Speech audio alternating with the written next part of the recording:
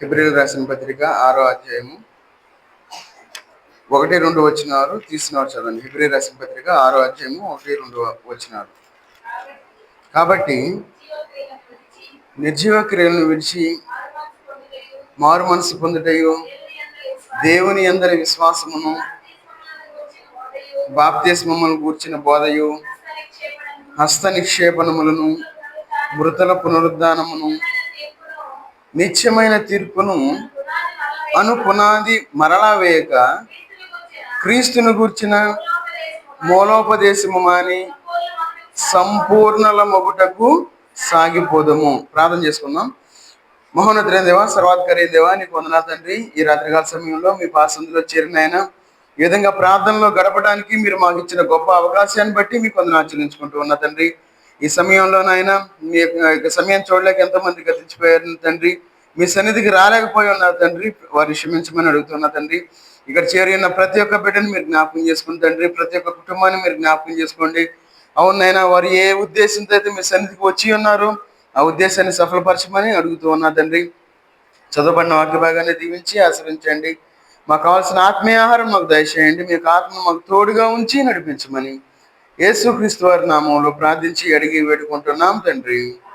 ఆమేన్.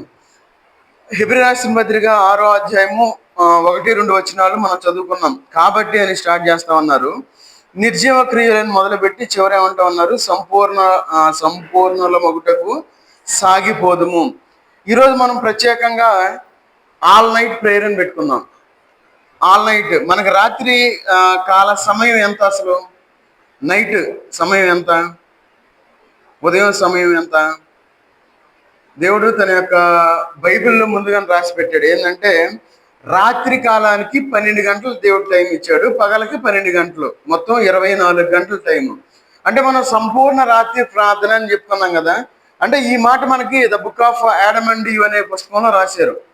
ఎందుకంటే ఆదాము ఎందుకైనా బాధపడతా ఉంటాడు. ఆ చీకటిని చూసి భయపడతా ఉన్నప్పుడు యేసుక్రీస్తు వారు ఆదాము దగ్గరకు చెప్తాడు. ఏమనంటే, అయ్యా మీరు 12 గంటలు మాత్రమే చీకట్లో ఉంటారు, 12 గంటలు అయిపోయిన తర్వాత మీకు వెలుగు వస్తుంది, 12 గంటలు మీరు వెలుగులో ఉంటారు, ఈ వెలుగు చీకట్లు అనేవి మీకు ఎట్లా ఉంటుంది అన్నప్పుడు ఆదాము ఒక తెలివిగా ఒక మాట అంటాడు. ఏమంటాడంటే, అయ్యా మరి ఆ సూర్యుని తీసుకొచ్చేసి మా దగ్గరికి, మాకు చీకటి రాదు కదా, సూర్యుడు మా దగ్గర ఉంటే మాకు చీకటి అనేది రాదు, మొత్తం వెలుగే ఉంటుంది అని చెప్తాడు.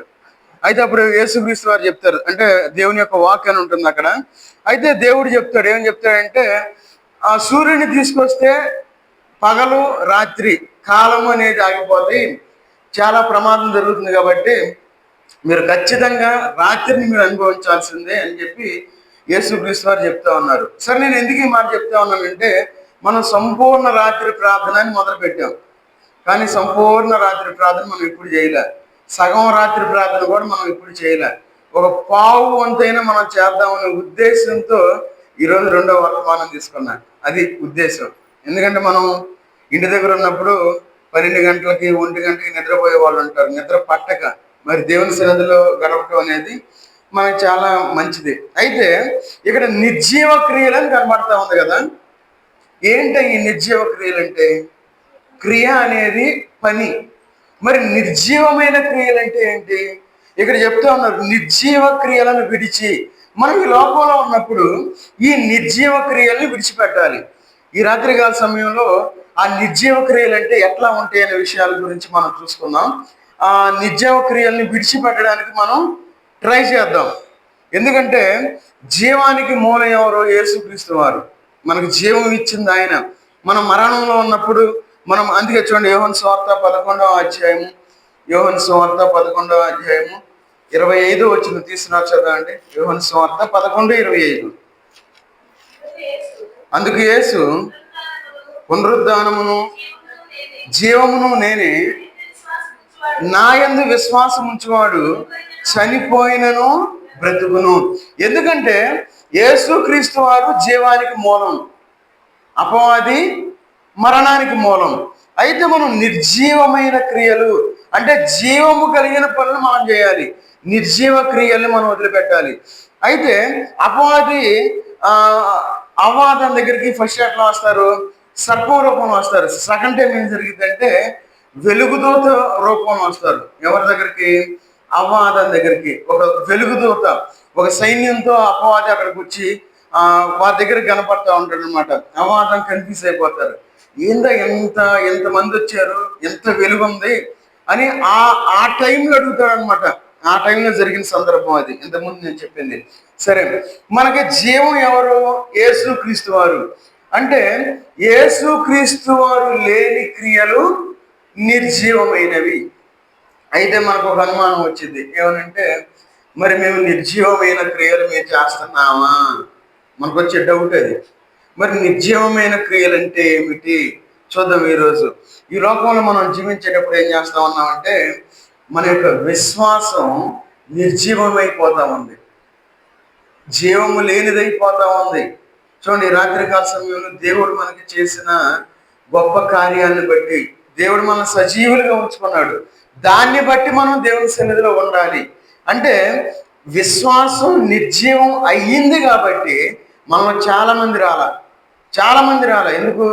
నిర్జీవం. అందుకే చూడండి, యాకోబు పత్రిక 2వ అధ్యాయం, యాకోబు పత్రిక 2వ అధ్యాయం 26వ వచనం చదవండి. అలాగే క్రియలు లేని విశ్వాసము మృతము. పేరుకి నేను క్రైస్తవుణ్ణి, క్రైస్తవురాల్ని అని ఈ లోకంలో మనం చెప్పుకుంటా ఉంటాం. క్రియలయ్యి నేను దేవుణ్ణి ప్రేమిస్తున్నానని చెప్పుకుంటా ఉంటాం. అందుకే ఇక్కడ అంటా ఉన్నాడు, ప్రాణము లేని శరీరం ఎలాగో మృతము, అలాగే క్రియలు లేని విశ్వాసము మృతము. అంటే నిర్జీవమైన విశ్వాసాన్ని మనం కలిగి ఉంటున్నాం ఈ లోకంలో. జీవము లేని విశ్వాసాన్ని మనం కలిగి ఉంటున్నాం. కాబట్టి మనం దేవుని యొక్క కార్యాలు మనం చూడలేకపోతా ఉన్నాం. పేరుకు మనం చూడండి, ఈ మధ్య కోర్టు మనకి ఒక మంచి తీర్పును ఒకటి ఇచ్చింది. ఏమిచ్చింది? ఎవరైతే మీరు బీసీలోకి అంటే క్రైస్తవుడని పిలువబడతారో వాళ్ళకి ఏ మతం లేదు, వాళ్ళకి ఎలాంటి ప్రభుత్వం నుండి వచ్చి వాటిని ఇవ్వము, వాళ్ళు క్రైస్తవులు, వాళ్ళకి మతం లేదు కాబట్టి అన్ని క్యాన్సిల్ చేస్తా ఉంటున్నారు. చూడండి, అది ఎంత, చూడండి, మతము క్రైస్తవ్యం లేదు అంటే మనం ఒక విశ్వాసిగా మనం ఆలోచిస్తే దేవుడు మంచి కార్యం చేశాడని చెప్పుకోవచ్చు. ఎవరైతే ప్రార్థనకి వెళ్తారో వాళ్ళ గురించి మేము ఏమీ ఆలోచించం, డైరెక్ట్గా వాళ్ళకి బీసీసీ సర్టిఫికెట్ ఇచ్చేస్తాం అంటా ఉన్నారు. అయితే వాళ్ళు ఒకళ్ళు ఏం చేశారంటే కామెంట్ ఒకటి చేశారు, ఎంఆర్ వాళ్ళందరూ చర్చిల దగ్గరికి వస్తారేమో, వచ్చిన వాళ్ళ పేర్లు అంతా చూసి బీసీ సర్టిఫికెట్లు ఇస్తారు అని చెప్పి కామెంట్ చేశారు. దానికి రిప్లై ఒక అతను ఇస్తా ఉన్నాడు, ఏమనంటే ముందు మారేది ఎంఆర్ఓ అని చెప్పి ఇంకొక రిప్లై ఇచ్చాడు. చూడండి, దేవుని యొక్క కృప అని మనం చెప్పుకోవచ్చు. క్రైస్తవుడు అయినందుకు మనం ఏం చేయాలి? మన విశ్వాసం బట్టి మనం బలం తెచ్చుకోవాలి. అయ్యో మా రిజర్వేషన్ పోయిద్దేమో, అయ్యో ఏమైపోయిద్ది, అయ్యో ఉద్యోగాలు వస్తాయేమో, రావో ఉద్యోగాలు, రిజర్వేషన్ లేకపోతే ఎట్లా, మేము ఫీజులు కట్టాలి. ఎవరు పెట్టుకోమన్నారు హిందూ అని? మనం క్రైస్తవులం, మనకి మతం లేదు. చూడండి, ఆ ధర్మాసనం చెప్తా ఉంది క్రైస్తవ్యంలో మతం లేదు. చూడండి, ప్రభుత్వం గుర్తించింది, మరి మనం ఎందుకు అట్లా ఉండాలి? చూడండి, ఈ లోకంలో మనం జీవించేటప్పుడు విశ్వాసం, నిర్జీవమైన విశ్వాసాన్ని మనం కలిగి ఉండవచ్చు. జక్కయ్య యేసుక్రీస్తు వారిని చూడాలనుకున్నాడు. ఏం చేశాడు? చక్కగా ఎవరు కనపడకుండా చెట్టు ఎక్కాడు, కూర్చున్నాడు. యేసుక్రీస్తు వారు వస్తా ఉన్నాడు. యేసుక్రీస్తు వారికి తెలియదు అనుకున్నాడు జక్కయ్య నువ్వు త్వరగా దిగిరా అన్నాడు. జక్కయ్య మనసు ఏంది? జక్కయ్య విశ్వాసం ఏంది? విశ్వాసం అంటే ఏం తెలియదు, యేసుక్రీస్తు వారు అంటే ఏం తెలియదు.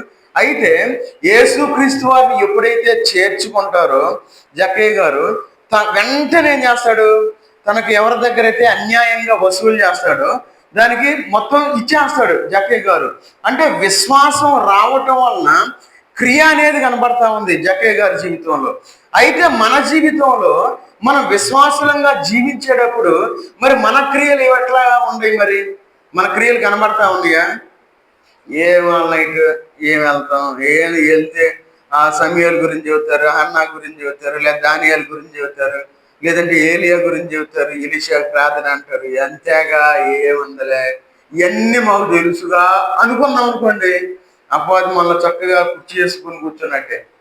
చూడండి, విశ్వాసము, క్రియలు లేని విశ్వాసం. అందుకే నిర్జీవమైన విశ్వాసాన్ని మనం వదిలిపెట్టాలి. నిర్జీవమైన విశ్వాసాన్ని వదిలిపెట్టి జీవము కలిగిన విశ్వాసాన్ని మనం కలిగి ఉండాలి. అది మన జీవితంలో నిర్జీవమైన విశ్వాసం వదిలిపెట్టాలి. అందుకని మనం ప్రార్థించాలి, అయ్యా నేను విశ్వాసంగా ఈ లోకంలో జీవిస్తా ఉన్నాను, ఒకవేళ నా విశ్వాసం నిర్జీవమై అయిపోయిందేమో నన్ను క్షమించు, నా విశ్వాసాన్ని మరలా పునరుద్ధరించు అని చెప్పి మనం దేవునికి ప్రార్థించేవారుగా ఉండాలి. ఎందుకంటే మనం దేవుల్లో ఉన్నప్పుడు మనం ఎట్లా ఉంటాం చూడండి, విశ్వాసం ఎప్పుడైతే సన్నగిలుతుందో ఆటోమేటిక్గా మనం ఎక్కడికి వెళ్ళిపోతామంటే వెనక్కి వెళ్ళిపోతాం. మన యొక్క చూడండి, ప్రకటన గ్రంథం 3వ అధ్యాయము 15-16 వచనాల్లో ఉంటుంది. ఏమనంటే నులివెచ్చని స్థితిలోకి మనం వెళ్ళిపోతాం. చూడండి, మీ క్రియలను నేను ఎరుగుదును, మీరు చల్లగానైనను వెచ్చగానైనను లేవు, నీవు చల్లగానైనను వెచ్చగానైనను ఉండిన మేలు, నీవు వెచ్చగానైనను చల్లగానైనను ఉండక నులివెచ్చగా ఉన్నావు కనుక నేను నిన్ను నా నోట నుండి ఉమ్మివేయ ఉద్దేశించుచున్నాను. చూడండి, నిలివెచ్చని స్థితి అంటే నిర్జీవమైన నిలివెచ్చనితనాన్ని కలిగి ఉన్నాము.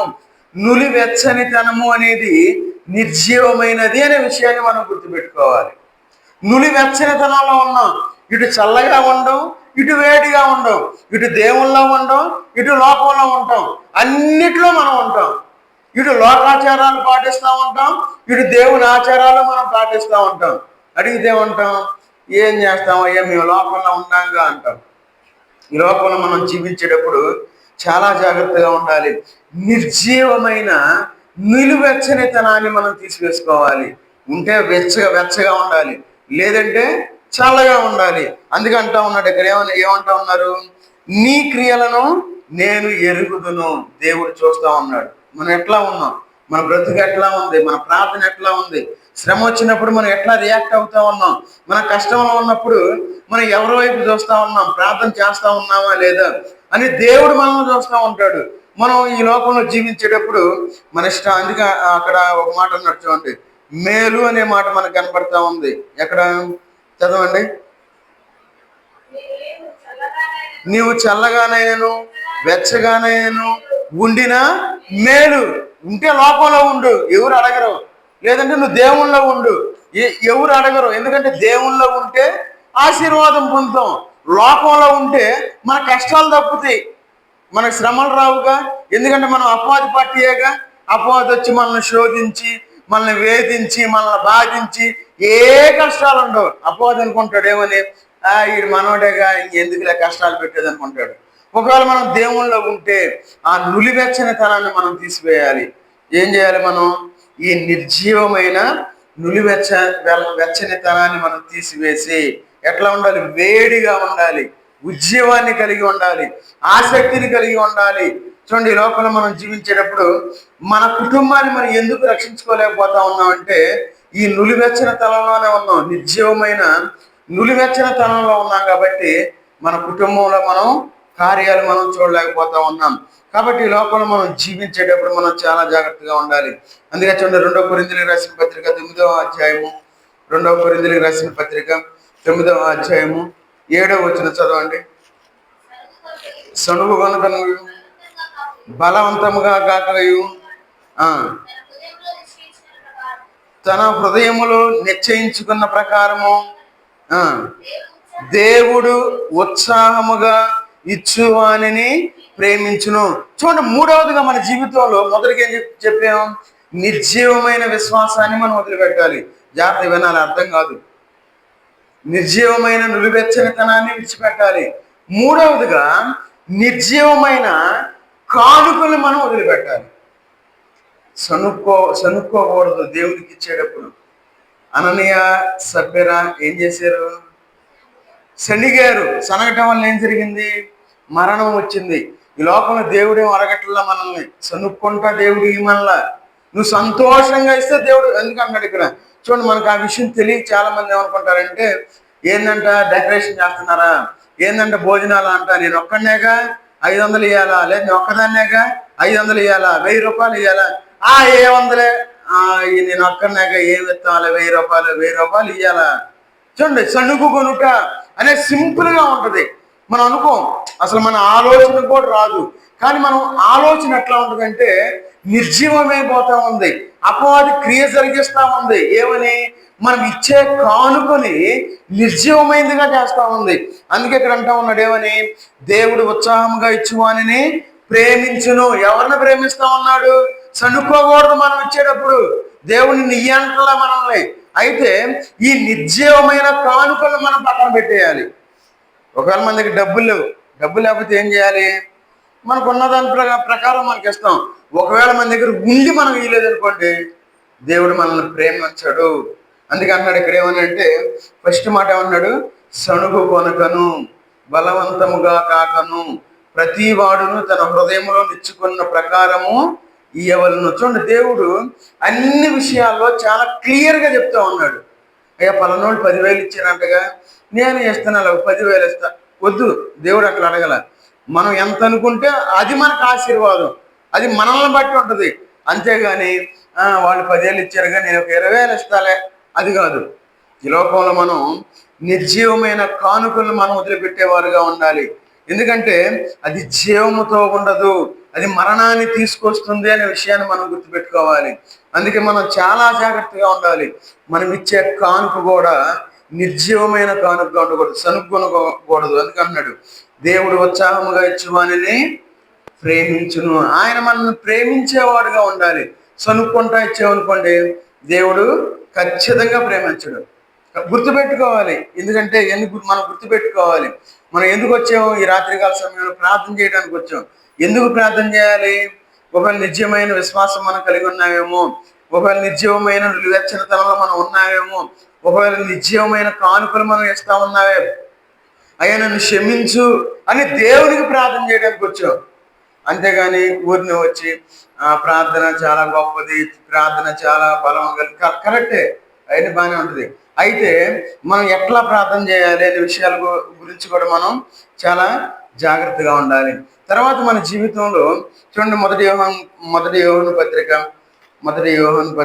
3వ అధ్యాయము 14-15 వచనాలు చదవండి. 3:14-15. మనము సహోదరులను ప్రేమించున్నాము కనుక మరణములో నుండి జీవములోనికి దాటి ఉన్నామని ఎరుగుదుము. ప్రేమ లేనివాడు మరణమందు నిలిచి ఉన్నాడు. చాలు, తర్వాత కంటిన్యూ చేద్దాం. ప్రేమ లేనివాడు మరణమందు నిలిచి ఉన్నాడు అంటే నిర్జీవమైన ప్రేమను మనం కలిగి ఉండకూడదు. ఇదేంటి నిర్జీవమైన ప్రేమ? లోపల మనం మన ఎదుటి వాళ్ళని ప్రేమించగలుగుతా ఉన్నామా?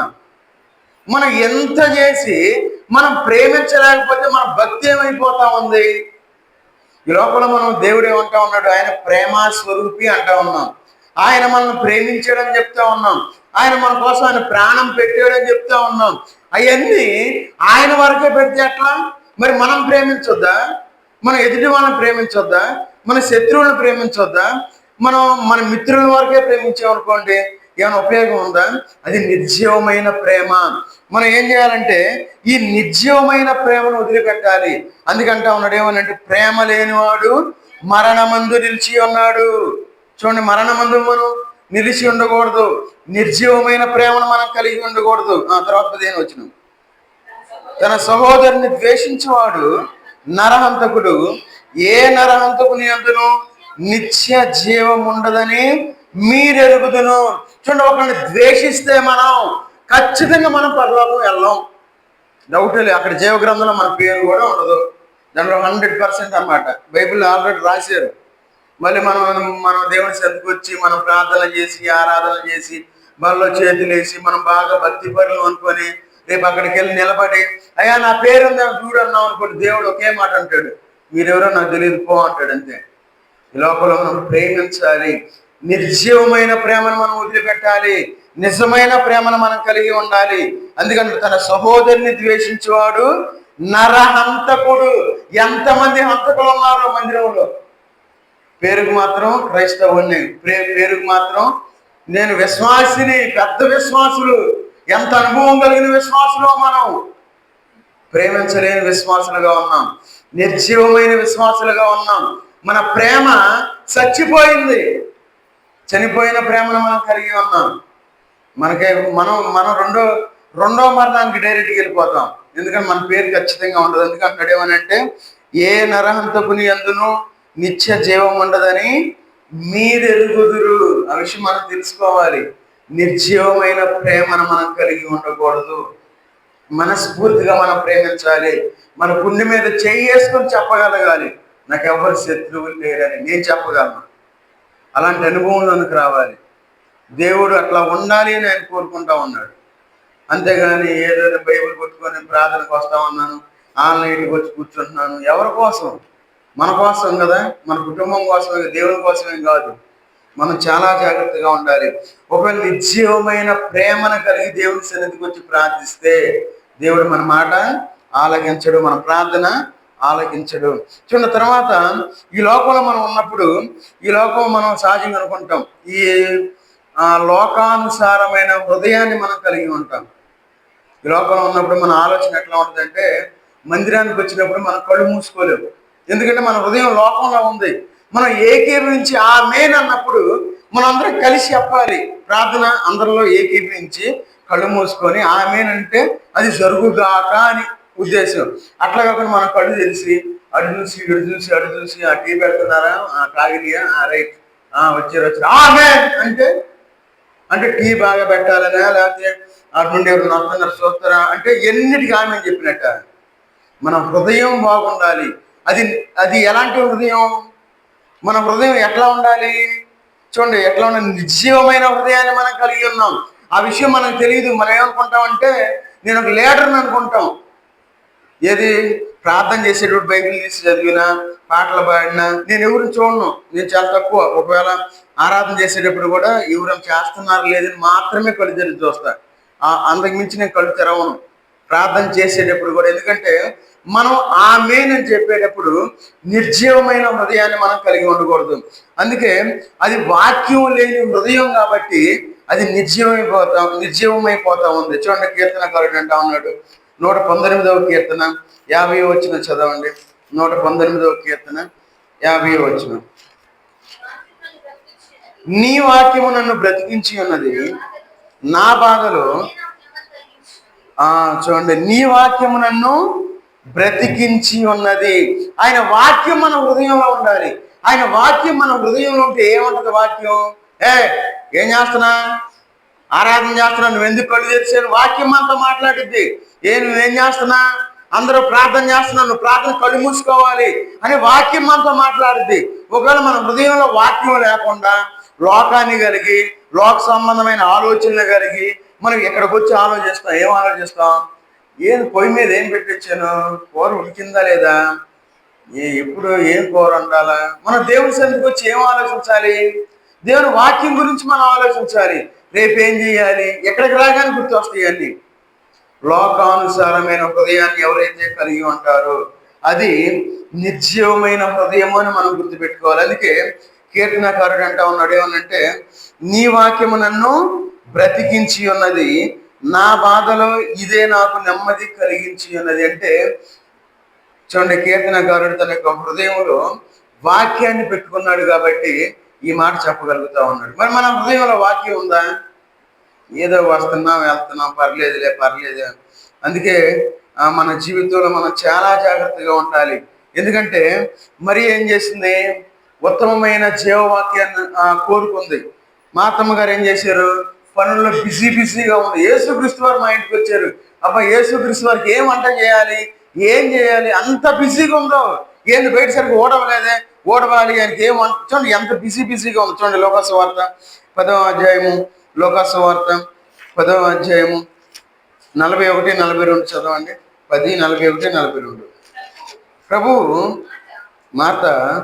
మార్త నీవనేకమైన పనులను గురించి విచారం కలిగి తొందరపడుచున్నావు, గాని అవసరమైనది ఒక్కటే.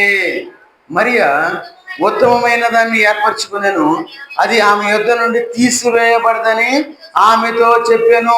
ఏం చేయాలి? చూడండి, ఎందుకు అంత ఆరాటం, పోరాటం? యేసుక్రీస్తు వారు వచ్చారు. వచ్చినప్పుడు ఏం చేయాలి? ఆయన పాదాల దగ్గర కూర్చోవాలి. ఆయన ఏం చెప్తున్నాడు వాక్యం వినాలి.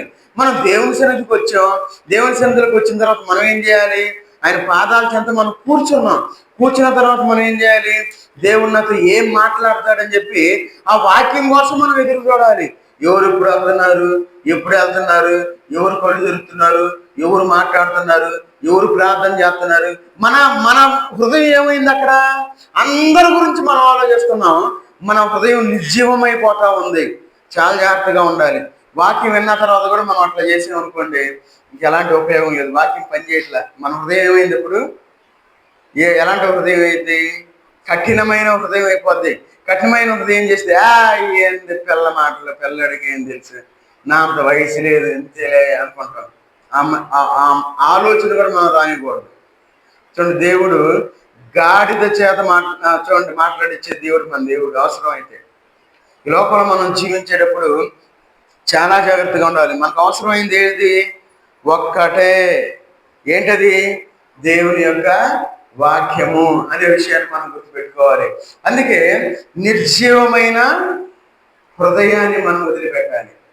చూడండి, మన హృదయంలో అనేకమైనవి ఉంటాయి. ఒక్క సెకండ్లో మన ప్రాణం పోతుంది. నిజం అది. మనం అనుకుంటాం బాగా గట్టిగా ఉన్నాం, ఏం లేదు. ఒక్క సెకండే. మనకి ఎంత డబ్బు ఉన్నా, ఎంత హోదా ఉన్నా, ఎంత పలుకుబడి ఉన్నా, కొన్నిసార్లు అనుకుంటాం, అరే బాగానే ఉన్నాడే, బాగానే సంపాదించాడు, అరే పాపం నిద్రలోనే చచ్చిపోయాడు అంటే అనుకుంటాం. చూడండి, మనం వాళ్ళ గురించి బాధపడతాం. ఒకవేళ మన హృదయం నిర్జీవమైన హృదయాన్ని మనం కలిగి మనం చనిపోయాం అనుకోండి, అప్పుడు ఎవరు బాధపడతారు? మనమే బాధపడాలి తర్వాత. కాబట్టి ఈ లోకంలో మనం జీవించేటప్పుడు మనకు అవసరమైంది ఒక్కటే అనే విషయాన్ని మనం గుర్తుపెట్టుకోవాలి. అందుకన్నాడు, మరియా ఉత్తమమైన దానిని ఏర్పరచుకునేను, అది ఆమె యుద్ధ నుండి తీసివేయబడదని ఆమెతో చెప్పాను. చూడండి, దేవుని యొక్క వాక్యం ఎవరు తీసేయలేరు. మనల్ని ఏం చేసేది? వాక్యం బలపరిచిద్ది, నిలబెట్టిద్ది. మనం ఈ లోకంలో జీవించడానికి మనకి సహాయం చేసేది దేవుని యొక్క వాక్యము అనే విషయాన్ని మనం గుర్తుపెట్టుకోవాలి. కాబట్టి ఈ నిర్జీవమైన ఏంటది? హృదయాన్ని మనం వదిలిపెట్టేవారుగా ఉండాలి. చూడండి, ఈ లోకంలో సహజంగా మనం ఏం చేస్తామంటే, మనం ఎదుటి వాళ్ళ తప్పుల గురించి మనం ఆలోచించేవారుగా ఉంటాం. మన కంటిలో దూరం ఉంటుంది. ఎదుటి వారి యొక్క నలుసులు తీయాలని ట్రై చేస్తాం. నువ్వు ఎట్టన్నావు, నువ్వు అట చేస్తున్నావు, నువ్వు అటపోతున్నావు, ఎటపోతున్నావు ఆలోచిస్తాం కదా. అది ఎలాంటిదంటే, అది నిర్జీవమైన మనస్సాక్షి అని మనం గుర్తుపెట్టుకోవాలి. చూడండి, దేవుని యొక్క వాక్య భాగంలో నుండి రోమీయులకు రాసిన పత్రిక 2వ అధ్యాయము, రోమీయులకు రాసిన పత్రిక 2వ అధ్యాయము 15 వచనం చదవండి. 15 వచనం.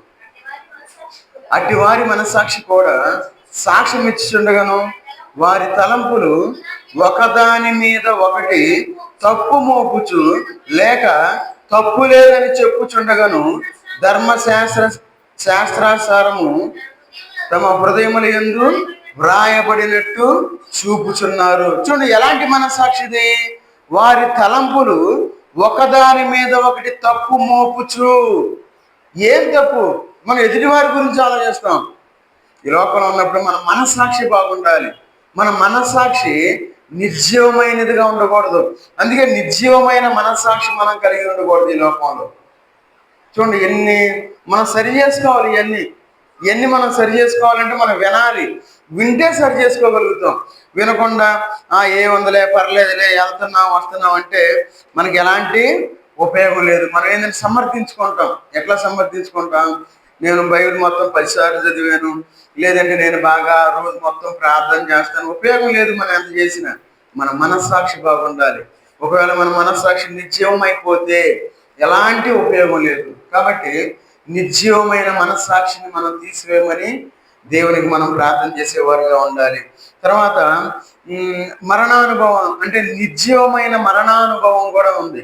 చూడండి, దేవుని యొక్క వాక్య భాగంలో నుండి 2వ కొరింథీయులకు రాసిన పత్రిక ఒక్క విషయం గురించి మాట్లాడుకొని నేను ముగిస్తాను, ఎందుకంటే టైం అయిపోయింది. 2వ కొరింథీయులకు రాసిన పత్రిక 4వ అధ్యాయము 10-11 వచనాలు చదవండి. 4:10-11.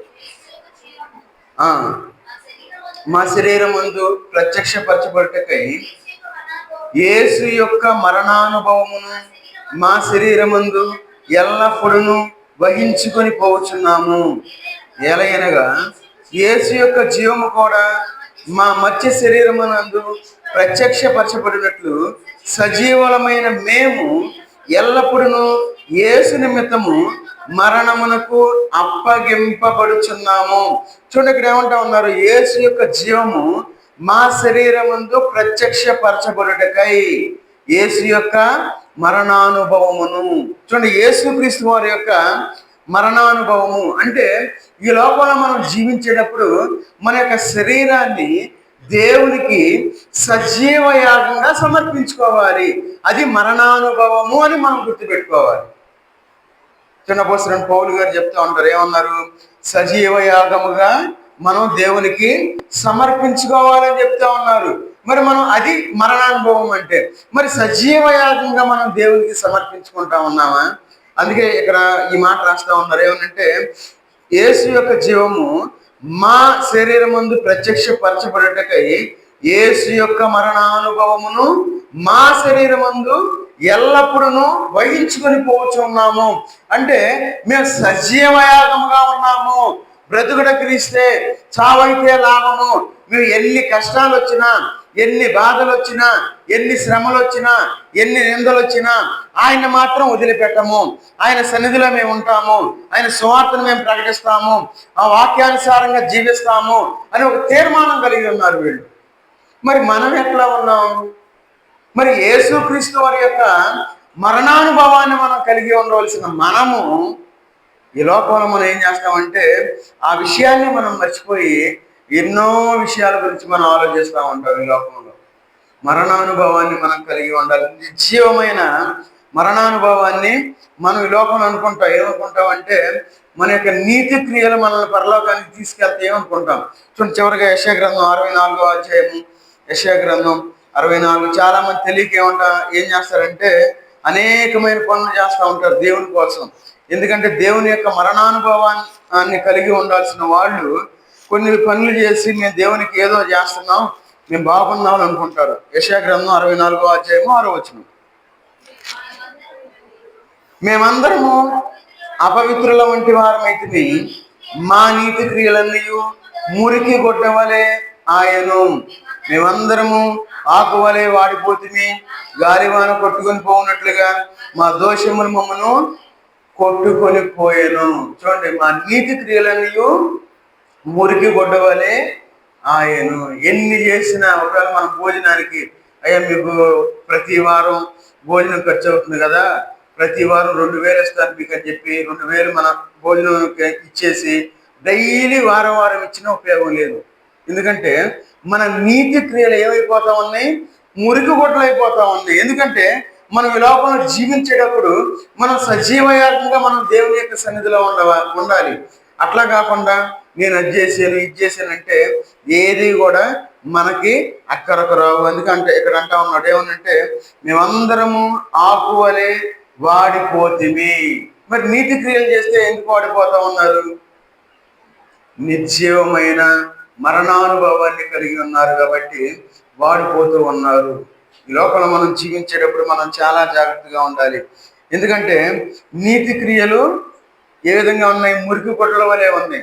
కాబట్టి ఈ లోకంలో మనం జీవించేటప్పుడు ఈ నిర్జీవమైన విశ్వాసాన్ని మనం వదిలిపెట్టేవారుగా ఉండాలి. నిర్జీవమైన చెప్పాలి, అందరూ చెప్పాలి, అందరూ మాట్లాడాలి, నిద్రపోకూడదు.